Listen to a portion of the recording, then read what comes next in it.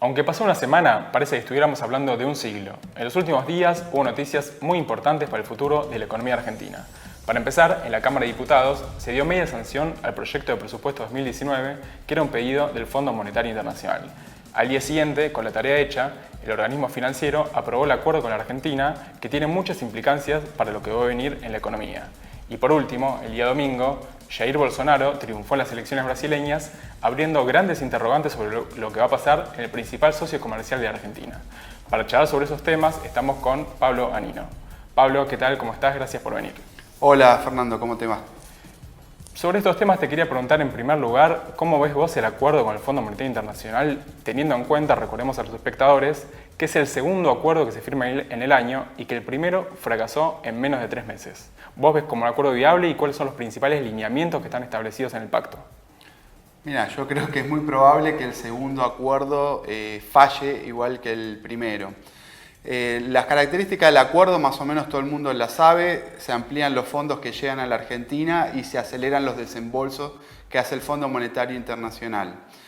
Pero lo que no se discutió mucho en los medios ni se popularizó es lo que dice el memorándum que elaboró el Fondo Monetario Internacional. Y si uno lo lee, eso tiene un contraste muy importante entre lo que dice el directorio del Fondo Monetario Internacional, que es donde está Lagarde y es la conducción política del fondo, que hacen elogios al gobierno, dice que la situación va a ir bien, que el gobierno está haciendo las tareas, los esfuerzos necesarios para encaminar la economía argentina. Y cuando uno baja al detalle técnico del equipo técnico del Fondo Monetario Internacional que estuvo trabajando en Argentina, las críticas son bastante lapidarias sobre la política que llevó adelante Luis Caputo al frente del Banco Central y sobre aquel mensaje que dio Mauricio Macri por las redes sociales el 29 de agosto, si mal no recuerdo, que hizo que el dólar pegara una estampida y superara los 40 pesos. Eso sobre el pasado, es lo que dice el equipo técnico, pero sobre el futuro también deja un alto grado de incertidumbre. Dice, por ejemplo, que Argentina tiene una alta probabilidad de no cumplir con sus pagos de deuda. El Fondo Monetario Internacional está prestando para que Argentina pague la deuda, pero aún así dice que hay una alta probabilidad de que no pague la deuda. Ese punto es importante porque el gobierno viene promocionando a través de los medios de comunicación que una de las cosas más importantes de este acuerdo es que trae tranquilidad financiera hasta el fin del mandato de Macri. Esto vos decís que está puesto en duda por el propio Fondo Monetario Internacional. Mira, está puesto en duda por el Fondo Monetario Internacional y por un detalle que está en el presupuesto que tampoco se discutió mucho en los medios. El presupuesto que se votó, la media sanción la semana pasada, sobre las necesidades de financiamiento de la Argentina hacia el año que viene, dice que le faltaban más de 20.000 millones de dólares. Lo que se acordó el día viernes con el Fondo Monetario Internacional cubre la mitad de esos más de 20.000 millones de dólares. Es decir, que queda una gran parte sin financiamiento todavía. Después, cuando uno agarra el presupuesto dice que Argentina va a caer 0,5% el año que viene. Y el Fondo Monetario y la carta de intención que mandó Duhovne a Christine Lagarde dice que la economía puede caer hasta 2%. Sobre ese tema, para recordarle a la gente que nos está mirando, partimos de que este año ya la economía va a caer alrededor del 3% y que vamos a tener una inflación que podría acercarse peligrosamente al 50%. Ahora estamos hablando de los pronósticos de que la crisis va a continuar profundamente el año que viene. Exactamente, Argentina va a acumular 2 años de recesión, 2018 y 2019, un récord para el nuevo siglo que establece Mauricio Macri, 2 años seguidos de recesión. Pero el nivel de la recesión del año que viene es importante porque el presupuesto dice 0,5 y Duhovne reconoce en la carta de intención que puede caer hasta 2%. Y yo creo que más. Si la economía cae más de lo que dice el presupuesto, todo lo que se previó de ingresos del Estado y de pagos de intereses, por ejemplo, si hay más inflación o si se devalúa más la moneda, porque el presupuesto dice que el dólar va a estar a 40 pesos promedio el año que viene, algo que es medio increíble, creo yo. Si la economía no va a caer como dice el presupuesto y si el dólar no va a estar como dice el presupuesto, las proyecciones de pago de la deuda externa y de deuda pública hacia el año que viene son totalmente ficticios. Corregime, Pablo. Por eso el Fondo Monetario Internacional abre el paraguas, ¿no? Te iba a preguntar, corregime si me equivoco, estamos ante dos escenarios posibles. Uno, el optimista, que es el que pronostica el presupuesto y el acuerdo con el fondo, que ya es muy malo para el pueblo trabajador porque pronostica una fuerte esta inflación por muchos meses, pero vos estás sugiriendo ahora la posibilidad de que sea aún peor, o sea, que ante un fracaso del acuerdo podamos tener crisis y picos agudos de la crisis como lo que vimos durante este año con las corridas cambiarias, ¿es así? Sí, mira, no nos podemos quedar con la imagen de este mes y pico donde el gobierno logró, hay que decirlo, logró estabilizar el dólar a través de una política muy agresiva que casi saca plata del bolsillo de todo el pueblo trabajador. Los mecanismos son difíciles de explicarlo, pero la política del Banco Central de tasas de interés elevadísimas es como ponerle un ancla al consumo y que se hunda en el mar, y lo mismo ocurre con la producción. Entonces logró una muy precaria estabilidad cambiaria a través de una política monetaria muy agresiva, muy recesiva, y también lo que vamos a ver en este mes y pico, van a entrar los dólares del segundo acuerdo con el Fondo Monetario Internacional. Eso va a dar una calma muy circunstancial, pero mientras esa calma cambiaria sucede, la economía se está derrumbando. Lo anunció la semana pasada el INDEC, va al quinto mes consecutivo de recesión hasta septiembre. La desocupación está aumentando y la pobreza, ya vimos también semanas atrás que lo anunció el INDEC, está en aumento. Entonces, mientras tenemos una calma cambiaria, de conjunto la economía se derrumba y los desequilibrios económicos no se terminan de solucionar. Por lo cual eso puede empujar, cuando el capital financiero perciba que no se terminan de solucionar los desequilibrios económicos, a nuevas corridas y nuevos episodios traumáticos donde el gobierno pierde el control, aunque sea por unas jornadas, como ocurrió en el mes de mayo cuando hubo una estampida del dólar, al final de agosto cuando también hubo una estampida del dólar. Te introduzco en otro tema, Pablo. Este domingo también hubo un cimbronazo que conmovió a toda la región, que fue el triunfo en las elecciones de Jair Bolsonaro en Brasil.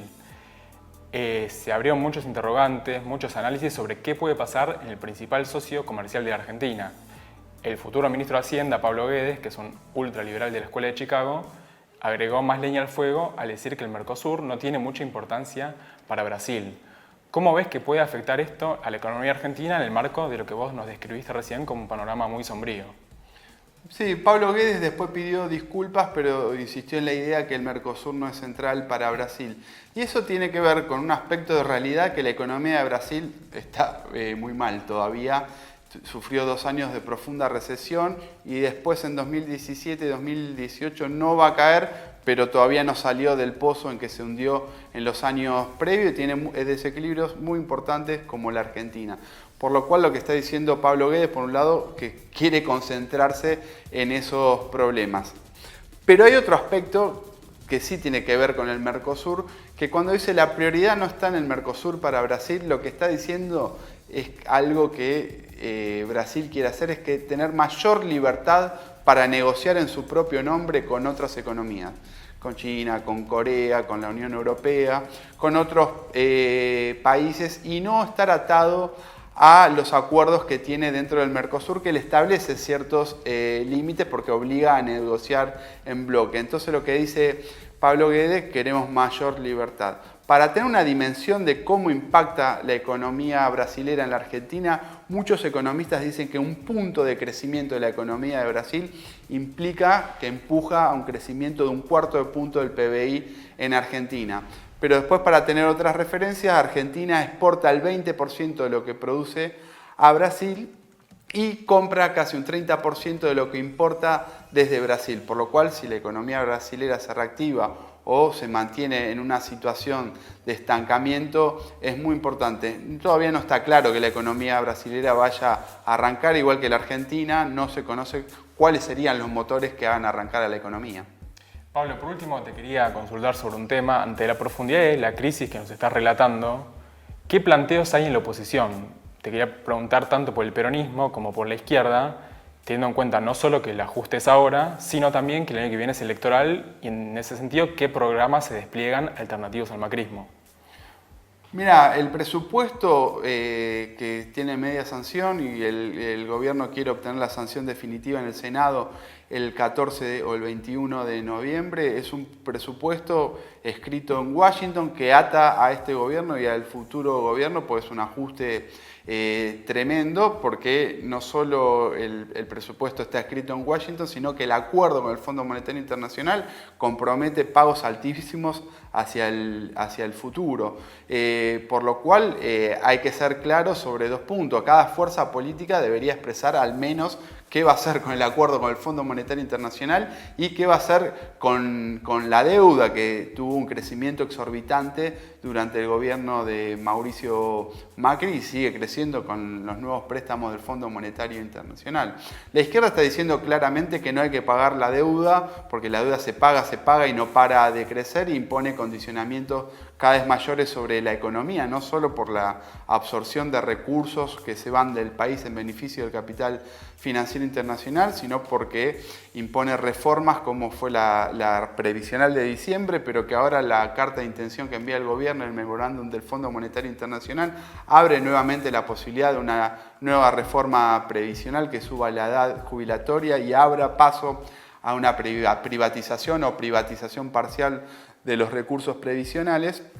Entonces, por un lado hay que rechazar el pago de la deuda a los especuladores, y eso es algo que ninguna fuerza política está diciendo. En el mejor de los casos, si se quiere, Sergio Massa está diciendo que hay que reestructurar la deuda, pero no porque quiera un enfrentamiento con el capital financiero internacional, todo lo contrario, lo dijo en Estados Unidos, para decir, bueno, si esto falla, como dice el documento del Fondo Monetario Internacional y como dice el presupuesto, que no queda otra que ir a un default, él está dispuesto a hacerlo en beneficio del capital financiero internacional. Pero no hay nadie que esté rechazando la deuda. Y tampoco hay nadie que esté rechazando el acuerdo con el Fondo Monetario Internacional. El kirchnerismo lo que está diciendo, el acuerdo no pasó por el Congreso, pero no está diciendo qué quiere hacer, si discutirlo en el Congreso, porque el problema no es discutirlo o no discutirlo en el Congreso, sino rechazar todos los términos de este acuerdo, que es un pacto neocolonial, ¿no?, con las potencias imperialistas.